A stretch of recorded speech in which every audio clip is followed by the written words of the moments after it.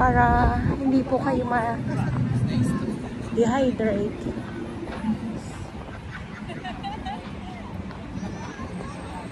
So, lakad tayo ha.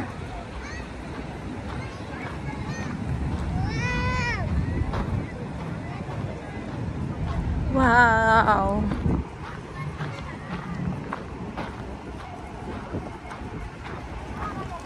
Ayan, mga kids! Nakakatuwa. So, dito muna tayo. Mamaya, pagbalik natin, doon tayo sa Dalampasigan. Although na kahit kanina ay nakita natin, wala tayong makitang mga tumpok na mga basura. So, syempre, mamaya ipakita ko din po sa inyo. Ayan, so lakad tayo simula dito sa 1, papunta tayo ng 2. At sabi na naman ng ating ibang viewers, nabura na daw ang Dolomite Sand. Anong klaseng pambura kaya ang ginamit? At nawala ang Dolomite Sand. Hinahanap ko po ngayon. So nandito tayo ngayon sa loob ng Dolomite Sand at ulitin ko lang, ngayon ay April 20, 2024. Ulitin ko lang ha. Kasi baka mamaya nagkakamali na naman tayo. Ayan yung ating mga namamasyal, nandiyan nagkukumpulan sa dalawang paayong gawa ng sobrang init. Sobrang init. Kung kayo ay papasyal po dito, no, kailangan meron kayong dalang payong, meron kayong dalang tubig.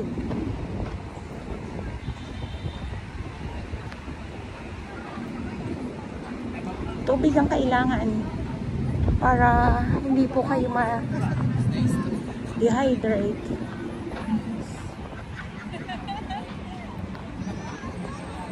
So, lakad tayo ha.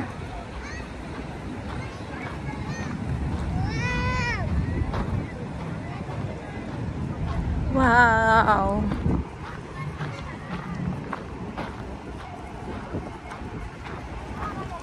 Ayan, mga kids! Nakakatuwa. So, dito muna tayo. Mamaya, pagbalik natin, doon tayo sa Dalampasigan. Although na kahit kanina ay nakita natin, wala tayong makitang mga tumpok na mga basura. So, syempre, mamaya ipakita ko din po sa inyo.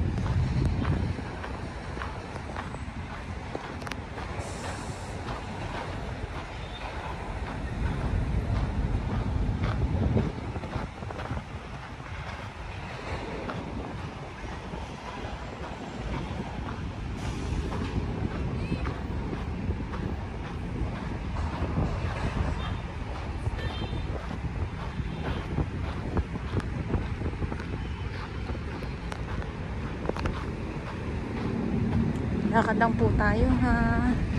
So maraming salamat po sa inyong lahat.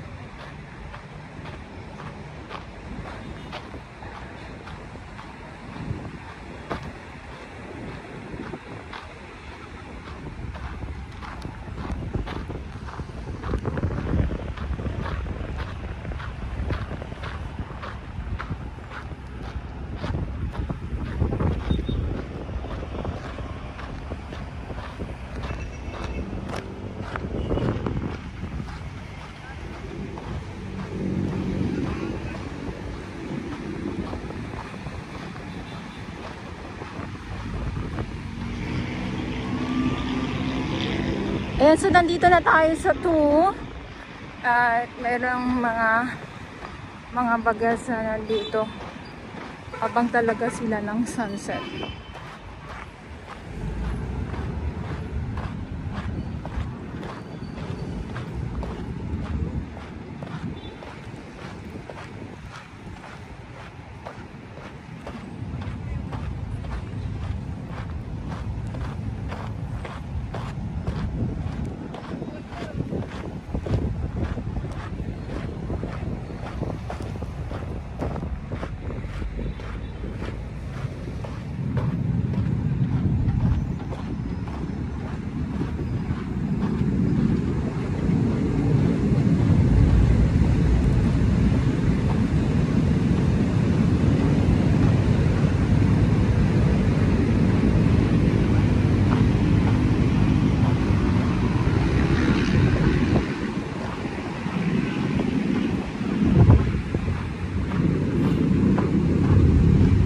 Lakad lang po tayo. So maraming salamat po sa pagsama niyo po sa akin. Muli dito sa Manila Bay Dolomite Sand.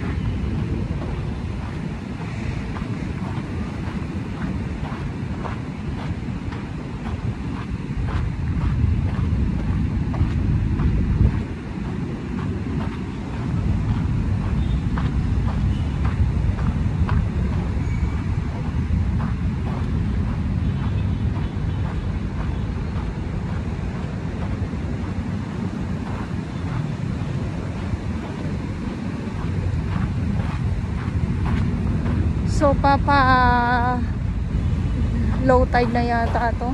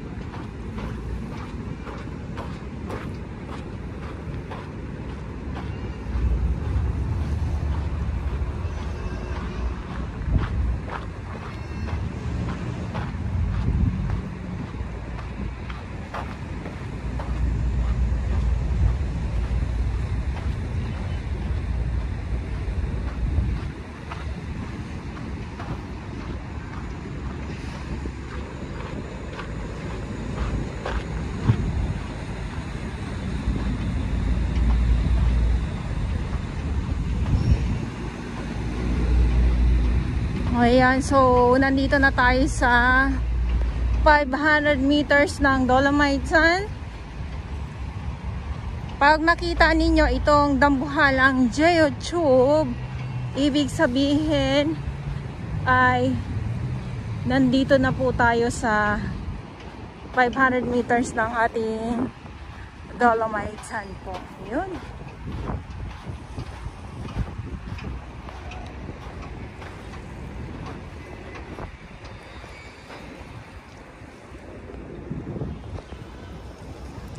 At si araw, grabe.